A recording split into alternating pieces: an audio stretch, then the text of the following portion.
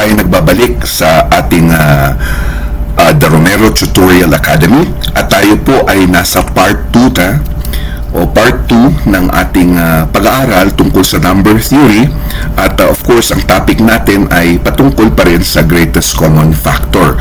So sa isang video natin diniscuss natin yung mga important vocabularies, no, yung mga mahalagang konsepto patungkol sa ano ba ang greatest common factor, ano ang factor, ano yung ibig sabihin ng common. So yun yung mga napag-aralan natin. Ngayon ay pag-aaralan naman natin kung paano natin siya i-apply, ano. So sa example A, sasagutin natin itong tanong na find the greatest common factor. Okay, find the greatest common factor of 8 and 12.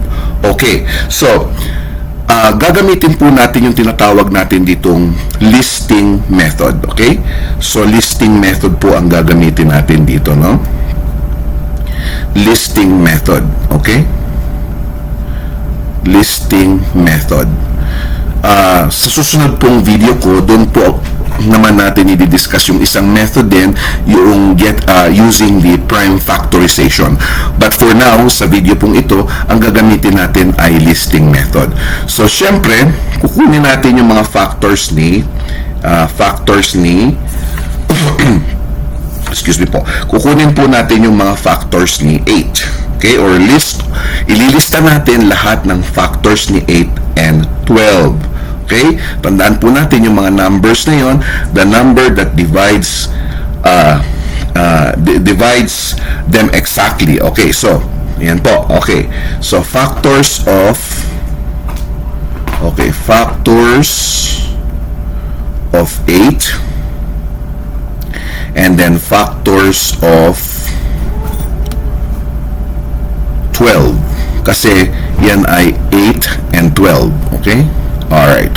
Now, simulan po natin. Ano ba yung mga factors ni 8 and 12? Simula po tayo kay 8. So, of course, alam natin na 1 and 8. Bakit? Kasi 1 times 8 is 8. And then, meron tayong 2 and 4. Bakit? Kasi 2 times 4 is 8. Okay? Yung aking pusa po. Ulitin ko po ha. Ang mga factors po ni 8 ay 1, 2, 4, and 8. Bakit? Kasi 1 times 8 is 8. 2 times 4 is 8. Okay. How about si 12 po? Si 12 naman ay si 1 and 12. Because 1 times 12 is 12. Correct. Okay. Next, meron po tayong 2 and 6. Okay, because 2 times 6 is 12. Alright. 1 times 12 is 12. 2 times 6 is 12. Okay. Next, meron po tayong 3 and 4. Yes, kasi 4 times 3 is 12. Alright. Now, tingnan po natin kung ano yung mga common factors. Okay? Common factors natin. Okay, palitan po natin yung kulay ng ating pen. Okay, meron po ba tayong mga nakikitang common factors? Meron po. Ayan po ay si 1. Pag sinabi natin common factors, factors na parehas na kay 8 and 12. Okay, so si 1, si 2, alright, and then si 4. Okay. So, yun po yung ating mga common factors. May S po yan, ha? So, si 1, si 2, and 4. Meron pa po ba? Wala na. Okay. Now, punta na po tayo doon sa GCF o yung greatest common factor. Obvious naman po na ang pinakamalaki sa pagitan po ni 1, 2, and 4 ay si 4. So, therefore, ang ating pong GCF ay 4. Okay? Ganun lang pong kadaling kumuha ng greatest common factor between 8 and 12. Alright? Next po.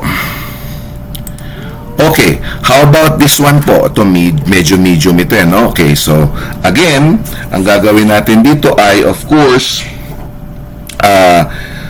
Hanapin natin, of course, sabi dyan, find the greatest common factor of 33 and 27. Okay, so, ilista natin yung mga factors